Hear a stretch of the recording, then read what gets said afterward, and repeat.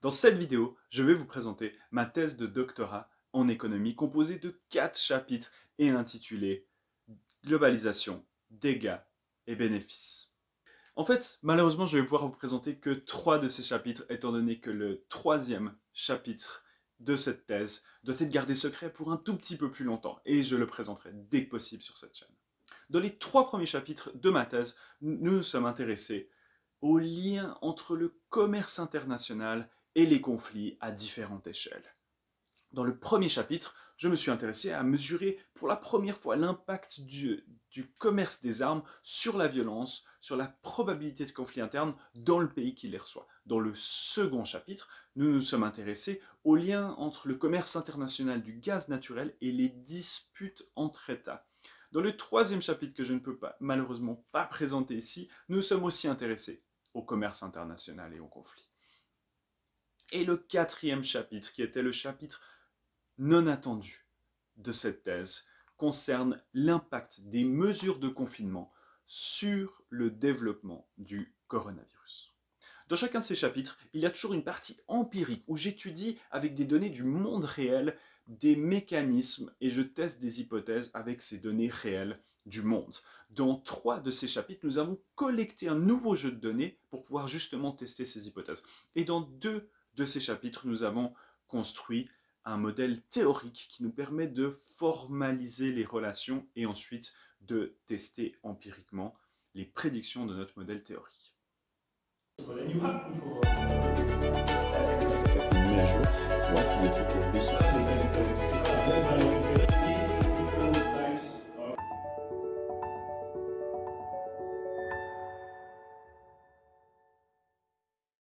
Commençons tout de suite avec le premier chapitre. Ce chapitre étudie le lien entre le commerce international et la violence dans le pays qui reçoit ces armes. Les armes les plus meurtrières dans l'histoire récente de l'humanité sont ce que nous appelons les petites armes et les armes légères qui causent en moyenne un mort par minute. Ce sont par exemple les fusils à pompe, les pistolets, les mitraillettes, les lance-roquettes ou les mortiers, les armes qu'une personne ou un petit groupe de personnes peut transporter et utiliser. Et ces armes sont principalement produites par les pays développés alors que ce sont les pays en voie de développement qui souffrent le plus de violences armées. De ce fait, contrôler efficacement le commerce international devrait pouvoir réduire la violence qui découle de l'utilisation de ces armes. Si vous pensez que cette question est absolument triviale, eh bien détrompez-vous. Le lien causal, de cause à effet, entre la disponibilité de ces armes et la violence dans le pays qui les reçoit n'a pas encore été prouvé pour un large échantillon de producteurs d'armes. Ce qui crée aussi ce débat et cette tension entre les ONG, qui elles argumentent depuis des années que, en effet, la disponibilité des armes augmente la violence, et les lobbyistes et les producteurs d'armes qui, eux, argumentent qu'en fait, les armes seraient la solution à la violence. Si nous mettons ça un peu plus en termes économiques, qu'est-ce qui se passe de si particulier sur ce marché?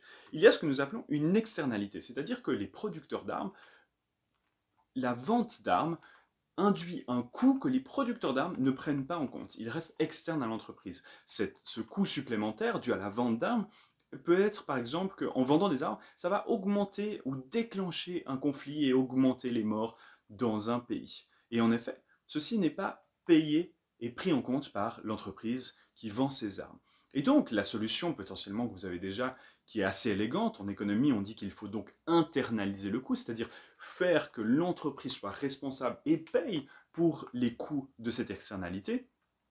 Et pour ce faire, nous pourrions par exemple penser à des traités internationaux pour mettre cela en vigueur. Cependant, ces traités existent déjà, et en effet, le plus récent en date s'appelle le Arms Trade Treaty et a exactement pour but de rendre responsables les producteurs d'armes de l'utilisation finale de leurs armes et de leurs munitions.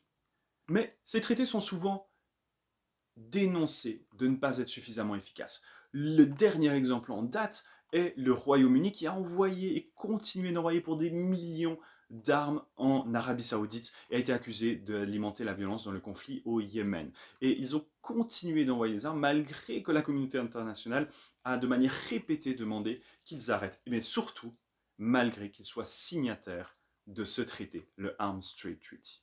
Alors fondamentalement, qu'est-ce que nous manquons? Pourquoi est-ce que la situation n'évolue-t-elle pas? Eh bien, potentiellement, car nous n'avons pas encore à ce jour une preuve causale, de lien de cause à effet entre la disponibilité, la vente de ces armes et la violence dans le pays qui les reçoit, et pas de quantification de la taille de cet effet, et c'est exactement ce que j'ai essayé de faire avec ce papier. Le point de départ est qu'en effet, là où il y a des armes, il y a de la violence. Mais ça ne veut pas nécessairement dire que les armes ont créé la violence. Ce qui est définitivement sûr, c'est que quand un conflit éclate, la demande d'armes augmente, et donc il y a plus d'armes parce qu'il y a de la violence. Mais pour mesurer cet impact causal, il va falloir se débarrasser de ce problème de causalité inverse, le fait que les conflits influencent les armes. Et pour ce faire, j'utilise une stratégie qui en économétrie s'appelle une variable instrumentale, ou un instrument. L'idée d'un instrument dans ce contexte est de trouver un événement qui va influencer les imports d'armes dans un pays, mais qui n'est pas directement lié à la situation géopolitique dans le pays qui reçoit ces armes. Ce qui m'a mis sur la piste de cet instrument est une série de preuves anecdotiques, c'est-à-dire que j'ai observé que sur le marché international, lorsqu'un producteur d'armes part en guerre, cela crée une pénurie de ces armes sur le marché international. Par exemple, lorsque les États-Unis se sont déployés en Irak et en Afghanistan, la pénurie était si grave que les forces de police aux États-Unis n'avaient plus assez de munitions pour s'entraîner correctement. Laissez-moi vous donner l'image globale avec un exemple. En 2002, il y a un conflit indépendantiste qui fait rage en Angola dans la région de la Cabinda. Et en 2002, un producteur d'armes très important, un fournisseur d'armes très important pour l'Angola, l'Espagne, rejoint Operation Enduring Freedom, donc la guerre principalement en Afghanistan contre Al-Qaïda. Et le fait qu'ils rejoignent cette guerre crée en fait une pénurie de leurs armes sur le marché mondial et potentiellement pour l'Angola qui est un client habituel de l'Espagne. Et en effet, ce qu'on observe, c'est que l'année en 2002 où l'Espagne part en guerre, il y a une réduction de 88% des armes en Angola. Et la même année, l'intensité du conflit indépendantiste en Angola est réduite et le conflit est pratiquement à l'arrêt. Et ceci est particulièrement bien documenté. La raison de la réduction de la violence dans ce conflit en Angola est, tenez-vous bien, un manque de disponibilité d'armes et de munitions. Et donc je peux utiliser le fait que un producteur d'armes, l'Espagne, qui part en guerre dans un conflit qui est sur un autre continent que l'Angola, va créer une pénurie d'armes pour le pays en Angola, et la raison de cette pénurie n'est pas directement liée avec la situation géopolitique en Angola. Et donc, je peux me débarrasser de l'impact de la causalité inverse et mesurer un lien de cause à effet. Et en utilisant cette stratégie, je trouve que, en effet, les imports d'armes réduisent la probabilité de conflits internes dans le pays qui les reçoit. Le nombre de morts dans le pays qui les reçoit, qui sont dus à ces conflits, et également le nombre de conflits internes. J'ai également trouvé que la violence est influencée au-delà des frontières du pays, étant donné que ça réduit également le nombre de personnes qui fuient le pays, de réfugiés. Et que mon modèle prédit que si les pays européens arrêtaient pendant 1 an d'envoyer des armes en Afrique, cela réduirait le nombre de réfugiés d'un demi-million. Et pour finir, j'observe également que malheureusement, les civils sont les premières victimes, ce qui montre encore plus l'importance de mettre en vigueur ces traités internationaux et de contrôler mieux la vente d'armes. Et pour finir, ce papier permet d'invalider les arguments habituellement utilisés par les producteurs d'armes qui sont qu'ils ne participent pas directement à la violence ou causalement, parce que si les gens veulent mettre fin à la vie des autres, ils trouvent de toute façon des moyens, si ce n'est pas des armes, ça sera chez un autre producteur ou ça sera avec d'autres types d'armes. Ce qui est faux étant donné que si j'observe cet impact directement de cause à effet dû à la disponibilité des armes, et de plus j'observe que lorsqu'un certain groupe de producteurs ou un producteur important est en situation de pénurie, les autres producteurs n'arrivent pas à remplacer la partie manquante sur ce marché. Et donc, en effet, ce papier a pu démontrer pour la première fois à l'échelle large que oui, les armes augmentent la violence dans le pays qui les reçoit et donc met en évidence l'importance de faire respecter ces traités internationaux. Après ce premier travail, nous restons dans l'idée du commerce international et du lien avec les conflits. Mais cette fois-ci dans un autre contexte. Nous nous sommes intéressés avec deux co-auteurs sur le lien que joue le commerce du gaz naturel et les disputes, cette fois, entre États. Pourquoi s'intéresser au gaz naturel en particulier? Eh bien, les ressources naturelles sont souvent argumentées comme la cause majeure des conflits, ou du moins une des causes majeures des conflits aujourd'hui. Et de plus, une ressource naturelle qui est particulièrement importante sont les ressources en énergie. Si on regarde les sources en énergie primaire dans le monde, il y a un tiers du pétrole, à peu près un quart ou un peu plus d'un quart pour le charbon encore, et un peu moins d'un quart pour le gaz naturel. Pourquoi maintenant s'intéresser uniquement au gaz naturel dans ce papier? Eh bien tout d'abord, comme nous l'avons vu, c'est potentiellement une source majeure de conflits. Et surtout, c'est une source qui va tendre à augmenter d'importance, étant donné que c'est une énergie qui est un peu plus verte que les deux autres, et donc qui risque de grandir en importance dans les années à venir. De plus, c'est une source d'énergie qui n'est pas encore bien étudiée dans la littérature, ou du moins son lien avec les conflits. Et cela pour une bonne raison. Pour envoyer du gaz naturel, il y a un très fort avantage à utiliser des pipelines plutôt que d'envoyer par bateau, par tanker. C'est beaucoup moins coûteux de le faire par pipeline, ce qui n'est pas le cas pour le pétrole.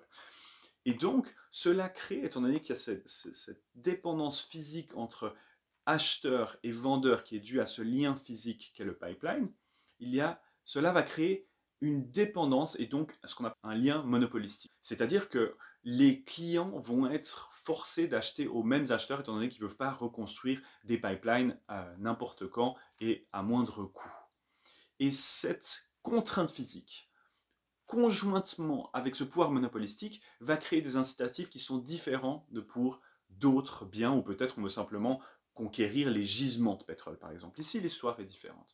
Et donc la question que nous posons, c'est est-ce que, en fait, ce qui est le plus important pour comprendre les disputes liées au gaz, ce n'est pas la possession de gaz naturel et donc de gisements de gaz, mais plutôt la position et l'importance de la position dans le réseau des pipelines de gaz internationaux.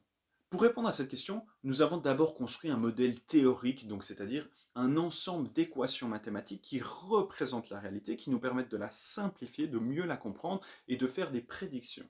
Ensuite, avec ces prédictions théoriques, nous avons collecté des données empiriques et nous allons tester ces prédictions avec des données réelles que nous observons aujourd'hui.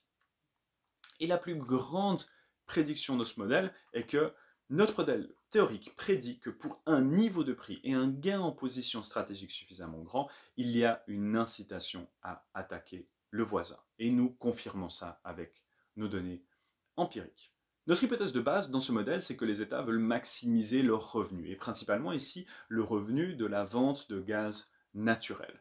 Donc pour ce faire, soit on augmente le nombre de clients, soit on augmente ce qu'on appelle le markup, c'est-à-dire le prix auquel on va vendre le gaz naturel. Mais pour augmenter ce prix, il faut avoir un certain pouvoir monopolistique. Il faut que le client n'ait pas le choix, ne puisse pas aller ailleurs. Et nous avons emprunté une mesure à ce qu'on appelle la théorie des réseaux qui capture exactement ces effets. Étant donné qu'on a affaire à un réseau de pipeline, il y a une mesure qui s'appelle Betweenness Centrality, qui est une mesure de la centralité de ces acteurs et qui représente exactement ces deux mécanismes. Et donc, comment augmenter sa centralité dans le réseau? On ne peut pas simplement, l'idée ici n'est pas de capturer des gisements de gaz, mais d'augmenter sa centralité. Et pour le faire, il y a deux stratégies possibles. Soit on conquérit le voisin en détruisant son réseau de pipeline, et peut-être ça augmente notre centralité dans le réseau, ou alors on conquérit le voisin et on obtient sa centralité et sa position dans le réseau également. Et donc on peut voir sur ce schéma tout simple que par exemple il y a 5 pays qui sont connectés par un réseau de pipeline, enfin il y a les 4 premiers pays qui sont connectés par un réseau de pipeline, et le 5e qui est en dehors et donc qui doit importer son gaz par bateau. Sur la figure en haut à droite, nous pouvons voir que le pays 5 a un incitatif à contrôler le pays 2 de manière à pouvoir acheter du gaz à moindre prix, étant donné qu'il ne devra plus l'importer par bateau mais le prendre par pipeline. Et peut-être revendre ce gaz aussi au pays 3. Alors que dans le graphique qui est en bas à droite, nous pouvons voir que le pays 4 a un incitatif à détruire le pays 2 de manière à être l'unique revendeur au pays 3. En utilisant cette stratégie, nous avons pu répondre à la question suivante. Comment le gaz naturel influence les conflits? Et montrer que, en effet, ce qui est important, c'est la position dans le réseau de gaz naturel plus que la possession de gisements. Et de plus, principalement, ce papier nous permet de faire des prédictions et d'observer comment le risque de conflit et de disputes militaires entre États augmente en fonction de variations de prix du gaz, par exemple comme causé par le Covid, cette réduction du prix du gaz, ou comment les risques augmentent lorsque un nouveau projet de pipeline est construit, par exemple Nord Stream 2, ou alors TANAP dans la mer de Chypre. Et cela nous permet d'avoir une compréhension globale de la situation, c'est-à-dire que peut-être qu'un nouveau pipeline qui est construit dans la mer de Chypre va influencer le conflit entre Irak et Iran. Et voilà pour notre second chapitre. Nous nous sommes tournés à nouveau vers ce lien entre le commerce international et les conflits, mais tout ça sur une prochaine vidéo dès que je pourrai parler de ce chapitre 3. Ce qui nous amène directement à notre dernier chapitre de cette thèse qui était de mesurer le lien entre les mesures de confinement et l'étendue du virus, du coronavirus. Une question qui est absolument importante et centrale aujourd'hui.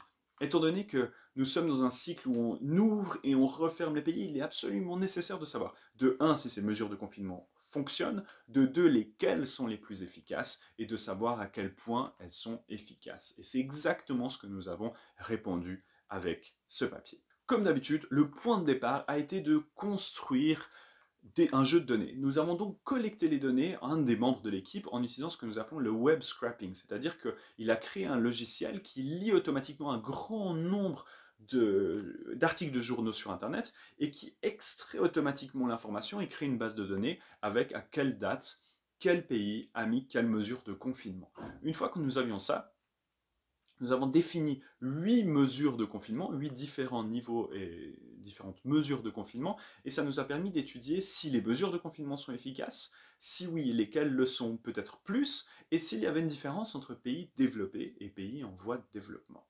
Évidemment, il y a un grand nombre de biais et de problèmes potentiels lorsqu'on essaie de mesurer ce lien de cause à effet. Je vous recommande, si vous voulez voir comment nous avons adressé tous ces problèmes, de regarder notre vidéo qui est entièrement dédié à ce sujet, où je montre comment nous traitons le problème de biais de variable mise, de causalité inverse et d'erreur de mesure.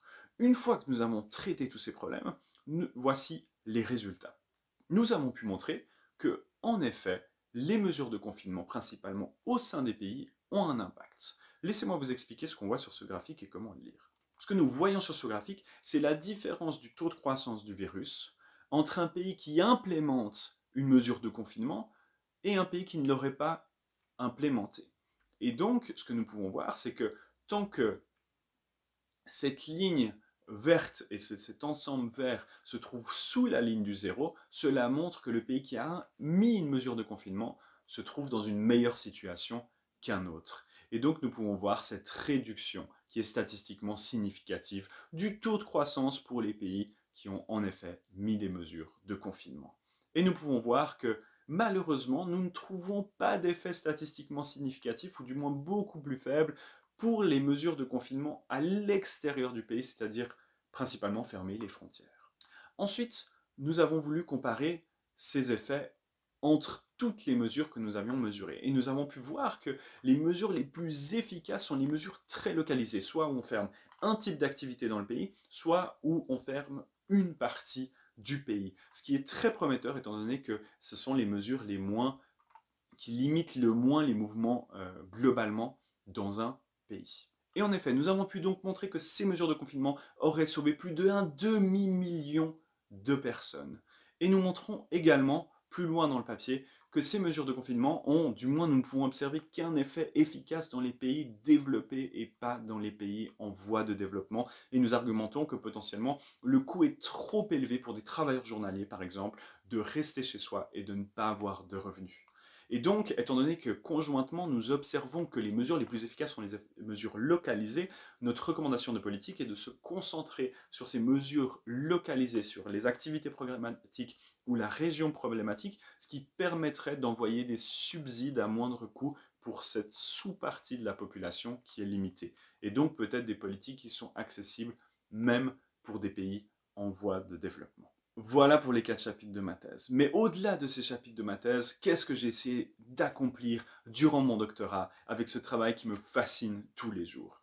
Eh bien, au-delà de juste faire des recherches pour la recherche et pour publier dans des journaux académiques, j'ai vraiment l'intention de faire de la recherche qui impacte le monde réel et également de le connecter au monde réel, c'est-à-dire en présentant dans des ONG, ce que j'ai déjà fait pour plusieurs de mes papiers, et en cherchant vraiment la communication avec ce que nous appelons decision makers ou policy makers, des preneurs de décision dans le monde qui peuvent bénéficier d'une meilleure compréhension grâce à ces papiers scientifiques. Et je cherche vraiment à continuer de vulgariser et de rendre ces résultats qui sont absolument importants et la recherche scientifique avec le monde extérieur de l'académique, avec le plus grande partie de la population plutôt que ça reste quelque chose d'obscur qui est gardé pour les scientifiques. Et cela grâce à cette chaîne YouTube et grâce à potentiellement plus de représentation publique à l'avenir. Et aujourd'hui, je travaille en tant que chercheur postdoctoral